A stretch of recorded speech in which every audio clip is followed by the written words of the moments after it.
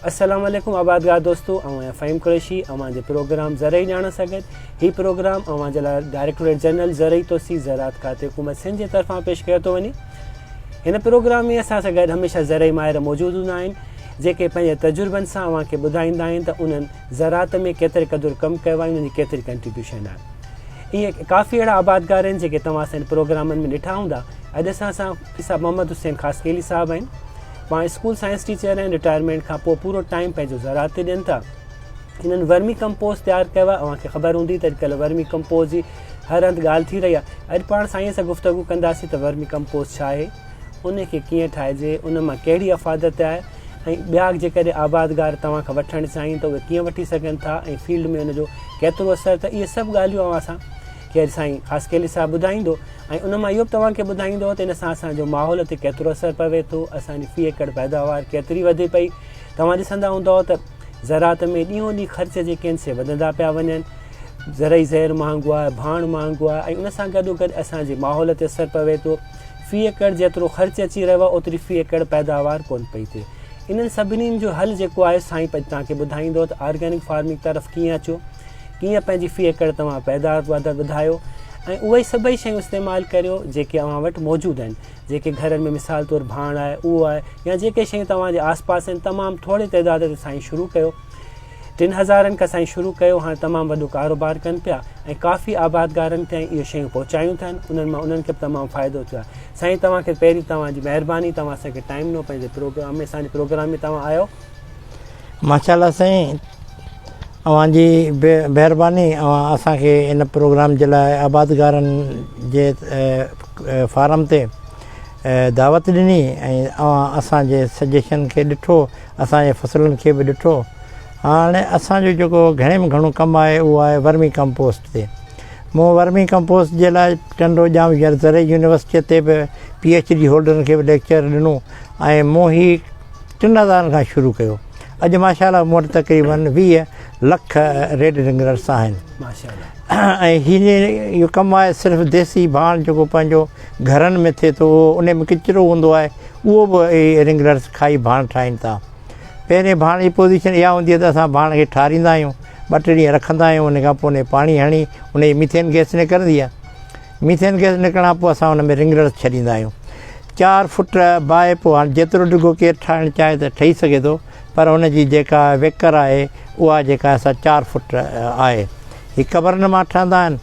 कबरनि मां ठहण खां पोइ उन मां वर्मी कंपोस्ट खाईंदो 2 महीननि खां पोइ तयारु थी वेंदो आहे, जेको बिल्कुलु जेको आहे सो चांहि जे पतीअ वांगुरु उहो ठही वेंदो आहे।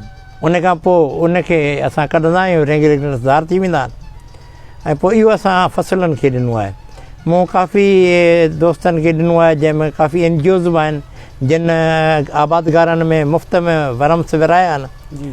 ऐं मूं उन्हनि जी रहनुमाई कई आहे, टीचिंग बि कई आहे उन्हनि जी, उन्हनि खे नॉलेज ॾिनी आहे त हीअ कीअं प्रोसेस असां कयूं था। किन दोस्तनि जिन वरितो आहे, मूं वटि त हिन जी रिज़ल्ट बेताश आहे, भली निकिती आहे अंबनि में, ऐं कणिक में, ऐं कमंद में, ऐं केले में स्पेशली। मूं हिकु वण खे जेको वॾो वणु अंबनि जो आहे, असां उनखे जेको आहे सो तक़रीबन 11 किलो वर्मी कंपोस्ट ॾियूं था, ऐं उन सां गॾु असां उन में 5 किलो जेको आहे सो ई भाण जेको 23 इहो उन में मिक्स कयूं था, त उनजी ताक़त तमामु घणी वधे थी। ऐं वर्मी कंपोस्ट सभिनी भाणनि खे डिकम्पोज़ करे थो।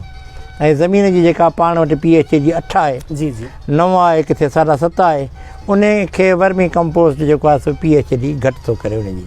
ॾाढो अच्छा। तव्हां साईं ठाहियो था त केतिरे अरसे में इहो असांजो तयारु थी वञे थो वर्मी कंपोस्ट? साईं इहो जेको आहे सो जॾहिं बेड खां लॻण खां पोइ तक़रीबन 2 महीननि में तयारु थिए थो।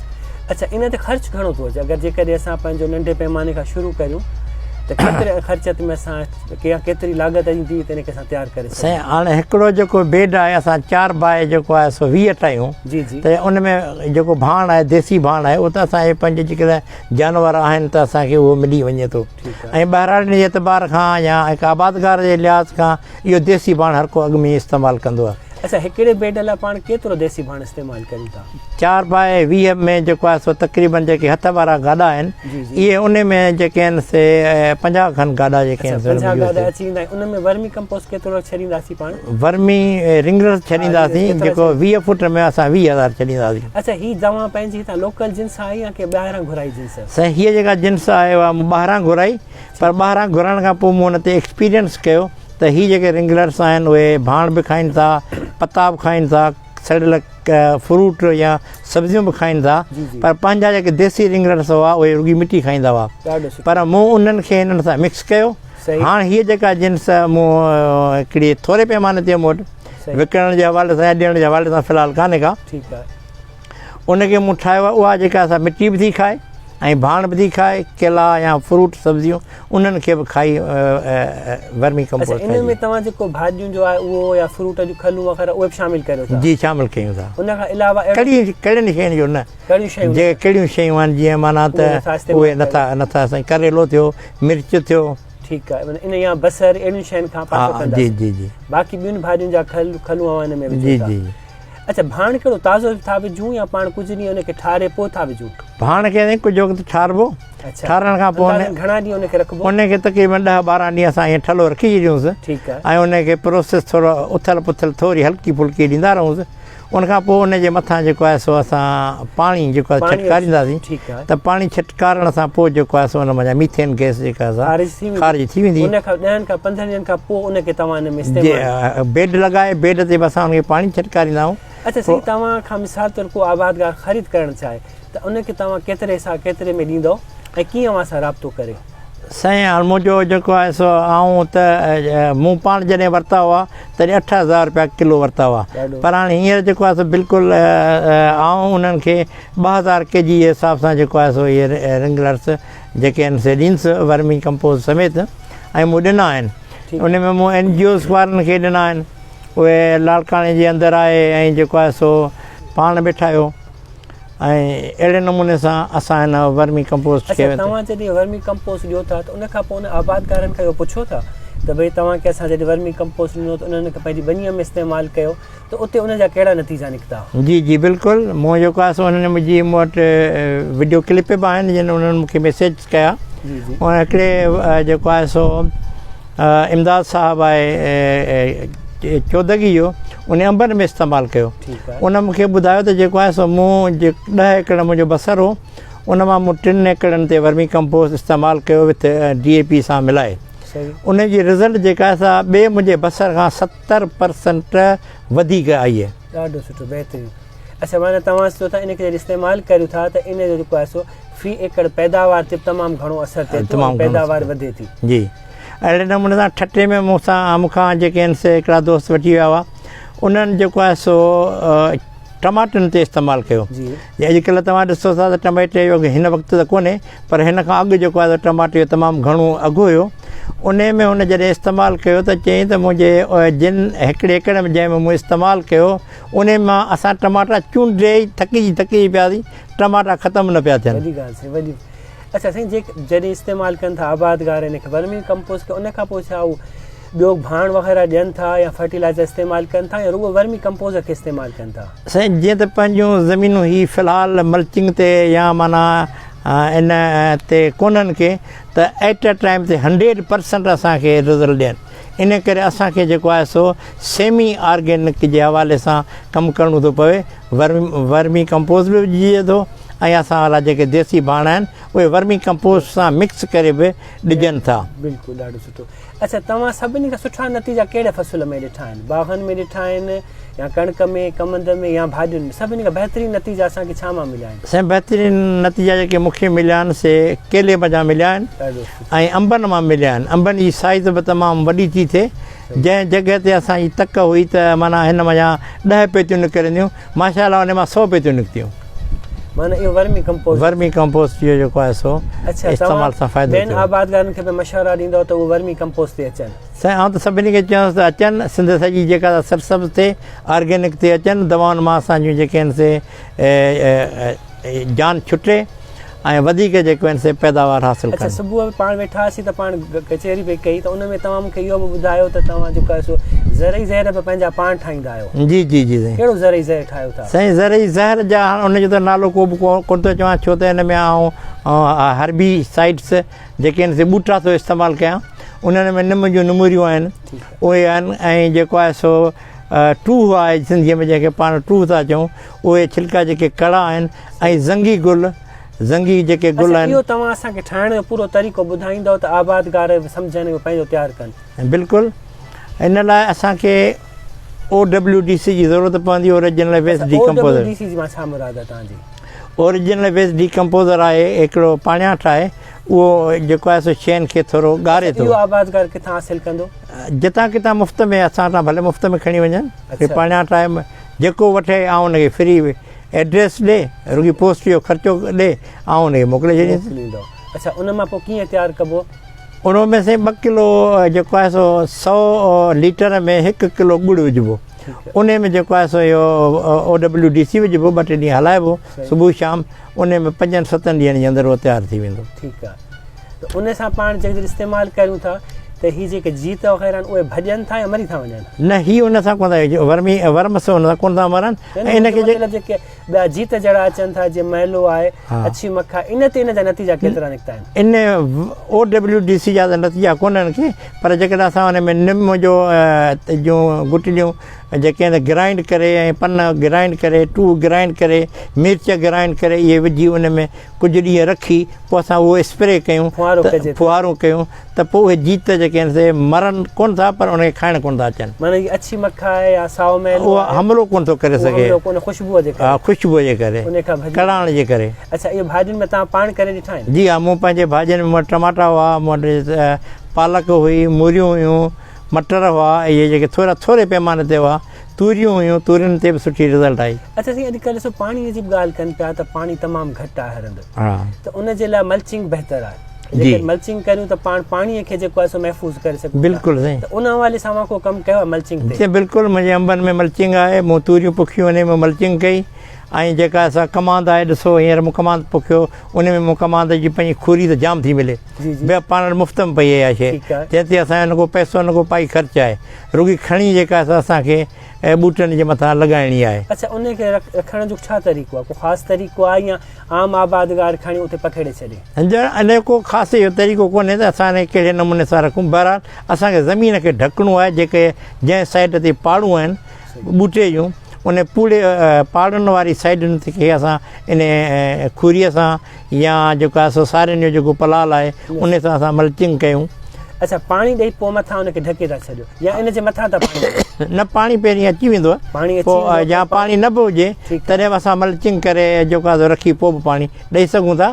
पोइ पाणी जेको आहे मल्चिंग जे करे मथां जॾहिं असांजा कख हूंदा आहिनि, इहे जेके आहिनि किचिरो हूंदो आहे, त उन में महिनू पूरो पाणी जी ज़रूरत कान्हे का, हिकु दफ़ो पाणी अची इन ते गंदगाह वेठा नथो फुटे? न, गंदगाह बि कोन थो फुटे। ऐं वरम जेके असां वारा आहिनि, जॾहिं अंदरि थधाण पैदा थिए थी त उहे जेके पंहिंजा देसी रिंगलर्स आहिनि, उहे बि जेके आहिनि से हिते अची जेको आहे सो ज़मीन खे खोटण शुरू कनि था। सॼी तव्हां हेॾी महिनत कई, इन जो तव्हांखे को शौक़ु थियो या तव्हां कंहिंखां मुतासिर थी इन तरफ़ आहियो?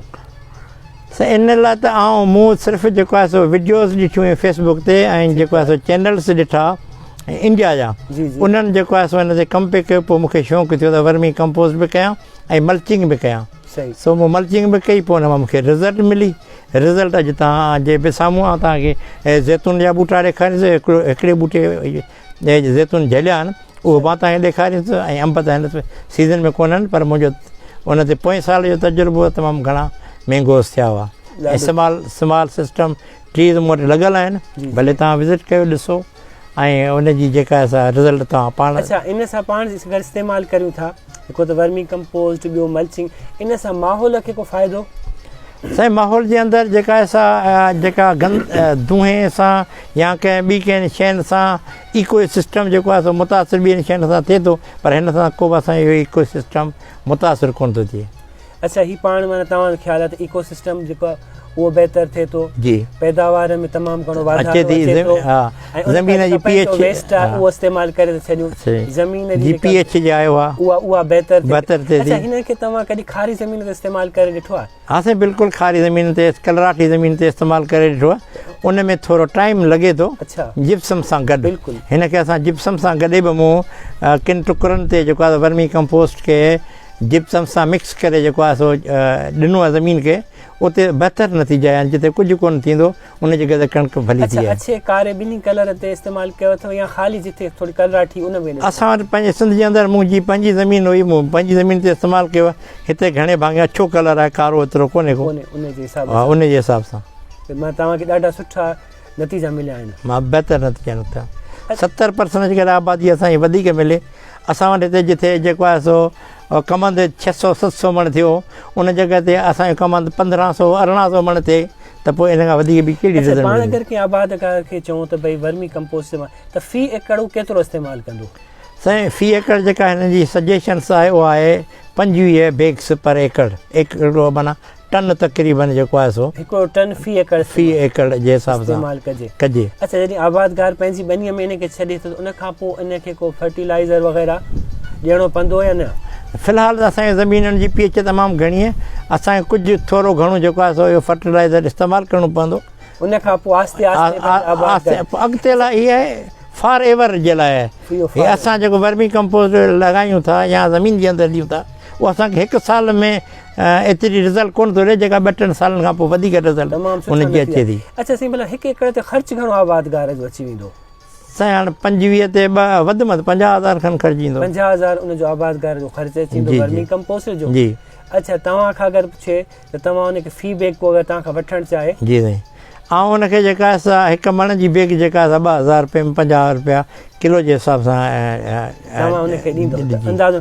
अच्छा, उन खां अलावा ॿियो को आबादकार जो ख़र्चु थींदो इन खां वर्मी कंपोस्ट खां सवाइ? इन सां साईं ॿियो बि जेको आहे जीअं 5 किलो DAP या 5 किलो SOP, इहो असां हिन सां मिक्स करे फ़ी एकड़ जे हिसाब सां ॾींदासीं। उन जी रिज़ल्ट 5 किलो हिकु ॿुड़ी जे बराबरि उनजो जेको आहे सो बेनिफिट्स थींदो। त तक़रीबन एकड़ ते 50,000 ख़र्चु अची थो वञे। जी। त अगरि पाण इन जो काथो लॻायूं त ख़र्चु मुंहिंजो 50,000 थियो, मूंखे मुनाफ़ो केतिरो थियो इन जो तव्हां थोरो ॿुधाईंदो त आबादकार खे कैलकुलेशन में अंदाज़ो थींदो?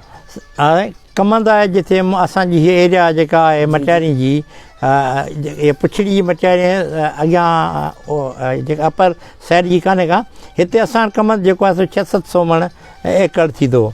जंहिं ज़मीन में मूं हीउ विधो आहे उन हींअर मूंखे जेको आहे सो तक़रीबन 1500 मण कमंद ॾिनो आहे। हाणे तव्हां पाण सोचो त डबल माना जंहिं जॻह ते असांजो 700 कमंद मण थींदो, उहो असांजो 1500 मण कमंद थियो आहे। ईअं खणी सम्झूं त पाण 50,000 जेकॾहिं ख़र्चु कया, हा जी, त जेतिरी मुंहिंजो ख़र्चु थियो उन खां पोइ मुंहिंजी पैदावार ॿीणी थी वई। इन हिसाब सां हर आबादकार पंहिंजी कैलकुलेशन करे सघे थो त मुंहिंजो ख़र्च में जेतिरी पैदावार खणे पियो उन खां, माना पहिरें साल उनखे एतिरी कोन ईंदी, पर न पहिरें साल वर्मी कंपोस्ट जी अचे थी, ईअं न बिल्कुलु न कान थी अचे, तमामु बहितर रिज़ल्ट थी अचे। ॿिए साल अञा उन खां वधीक बहितर थी थिए। जीअं पंहिंजा जेके आहिनि से हिकिड़ी सुठी तमामु सुठी जेका बहितर तमामु जेका भली थिए थी, उहा 1-2 साल वर्मी कंपोस्ट जेतिरो ज़मीन में पियो हूंदो उन खां पोइ ओतिरी वधीक रिज़ल्ट ॾींदो वेंदो। अच्छा साईं, ईअं त कोन्हे जॾहिं पाण पेस्टिसाइड इस्तेमालु करियूं था या उन्हा हर था ॾियूं त हीअ बि जानदार इहे मरी वञनि? न, हीअ त जानवर त कोन वेंदा आहिनि, वर्मी कंपोस्ट वेंदो आहे। वर्म्स असां रहंदा आहिनि, पर बेदनि मां जेके फुटनि था उहे पंहिंजो कमु जेको आहे सो हर ॾियण सां ज़ाहिरी ॻाल्हि त उहे हेठि हलिया वेंदा, पर हुन में सलाहियत आहे जेकॾहिं पाणी हूंदो नरमाई हुनखे थोरी मिलंदी त वरी उहे पंहिंजे आना ॾींदा, उन ज़मीन में मल्टीप्लाए थींदा। मुंहिंजो इहो सुवाल हो, छाकाणि त मिसाल तौर हिकु दफ़ो आबादकार ख़र्चु करे छॾे, उन खां पोइ वरी ज़मीन जी लेवल करे हर ॾे ऐं ख़तमु थी वञे त माना हर साल उनखे वठणा पवंदा या न? जेको अहिड़े नमूने सां ज़मीन ख़तमु थो करे पोइ हुनखे वरी ॿिए लथे विझणा पवंदा। पर जीअं मल्चिंग जे अंदरि आहे, मल्चिंग हुनजी थियल आहे, उहा ज़मीन हुनजी हुई नरम आहे हेठां, जॾहिं ज़मीन नरम आहे त उन में त हुनजा इहे असां पिया माना पंहिंजो वर्क कंदा ई कंदा पिया, उन में वधंदा रहंदा। बाक़ी असां हर ॾींदासीं, ज़ाहिरी ॻाल्हि आहे पाण वटि पखी आहिनि, इहे जेके अछा पखी इहे जेके आहिनि जीत खाईंदा रहंदा आहिनि, पोइ जॾहिं उहे ॿाहिरि अची वेंदा आहिनि हर जे पुठियां तव्हां ॾिसो केतिरा पखी हूंदा आहिनि, उहे सभु इहे ई खाई वेंदा आहिनि। अच्छा पाण हीअं तव्हां हिकिड़ी ॿुधाई त हिकिड़ी ऑस्ट्रेलिया जी जिन्स आहे, हिकिड़ी तव्हांजी, त इन खां अलावा अहिड़ियूं के ॿियूं जिन्सूं आहिनि जिन खे फील्ड में छॾे त वधीक नतीजा अचनि? इहो साईं मुंहिंजे ज़रई यूनिवर्सिटी टिंडोजाम जे अंदरि साईं राष्ट्रीय सभा जो प्रोग्राम हो, उन में बि जेको आहे सो उन 4 क़िस्मनि जा रिंगलर्स ॿुधाया, पर सभ खां वधीक जेके असांखे फ़ाइदेमंद आहिनि उहे ई रेड रिंगलर्स ऑस्ट्रेलिया वारा आहिनि। उन जा नतीजा ॾाढा उन जा नतीजा भला आहिनि। अच्छा एतिरो अवेलेबल मिसाल तौरु तव्हांजे ॿुधायो त इन में तव्हां माल जो भाण विझो था, ऐं हाणे एतिरो माल जो भाण आहे ई कोन्हे, इन जो ॿियो को नेमुल बदियल आहे त मां माल जे भाण खां सवाइ हिन खे वधाइजे या हिन जी ग्रोथ कजे? साईं माल जे भाण खां सवाइ असांजा जेके ज़रई बक़ाया जात आहिनि, जंहिं मंझि जेको आहे सो जीअं कमंद जी खूरी आहे, सारियुनि जो पलाल आहे, ऐं जेको आहे सो पंहिंजा वण आहिनि, वणनि जूं काठियूं आहिनि, ऐं जेके आहिनि से वॾनि वणनि जा पिपर जो थियो या मां अहिड़े क़िस्म जा जेके वण आहिनि, ॿुॿुर आहे या सेवरी आहे, उहे जॾहिं असां पोखियूं था उन जा पन जेके आहिनि से ज़मीन ते छणनि था, जेके असांखे जेको आहे वधीक ज़मीन खे फर्टिलाइज़र कनि था। अच्छा बारिश जो हिन ते को असरु पवे थो? न हिन ते बारिश जो असरु पवे थो की बारिश में, छो त बारिश जे अंदरि नाइट्रोजन हूंदी आहे, सही, उहा नाइट्रोजन जे लाइ जिस्म ते पवंदी तड़पंदो आहे। अच्छा पोइ जेको आहे भॼण जी कोशिशि कंदो आहे, पर पोइ बेड जे खां के ॿाहिरि बि निकिरी वेंदा आहिनि थोरा थोरा, ऐं बाक़ी बेड जे अंदरि। अच्छा नाइट्रोजन खां भॼनि था त पोइ पाण ज़मीनुनि में जेको भाण ॾियूं था उन्हनि में बि नाइट्रोजन आहे? जी जी बिल्कुलु उन ते मरण था। असां जेकॾहिं भाण जे अंदरि नाइट्रोजन डायरेक्ट ॾियूं, सही, डायरेक्ट नाइट्रोजन, हिकिड़ी आहे डायरेक्ट नाइट्रोजन, ॿी आहे इनडायरेक्ट नाइट्रोजन। इनडायरेक्ट जेका नाइट्रोजन आहे उन जो असरु जेको आहे सो घटि थो थिए।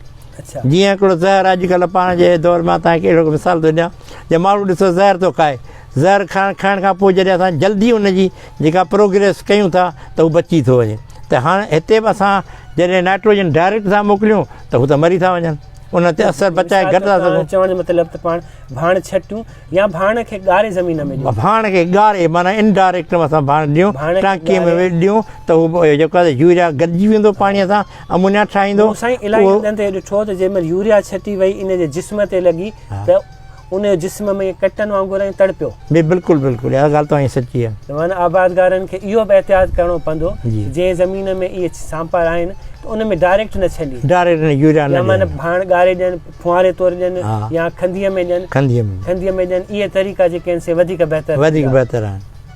साईं तव्हांजी वॾी महिरबानी, तव्हां असांखे टाइम ॾिनो ऐं आबादगारनि खे तमामु सुठियूं मुफ़ीद ॻाल्हियूं ॿुधायूं, ऐं उमेद आबादगार जेके आहिनि से तमामु घणो जेको ख़र्चु कनि था उहे हिन तरफ़ ईंदा, हिन भाणे खे इस्तेमालु कंदा। दोस्तो अॼु पाण साईंअ सां ॻाल्हायो वर्मी कंपोस्ट कीअं तयारु कजे थो ऐं मल्चिंग जा कहिड़ा फ़ाइदा आहिनि ऐं कहिड़ियूं जेके आहिनि वैराइटियूं असांखे इस्तेमालु करणु खपनि ऐं उन सां पैदावार में केतिरो असरु थिए थो, इहे पाण साईंअ सां ॻाल्हायो। इंशाअल्लाह त आबादगार इन मां तमामु घणो लाभ हासिलु कंदा। दोस्तो तव्हांजी महिरबानी, वरी मिलंदासीं नए प्रोग्राम सां गॾु, साथ सलामत रहे।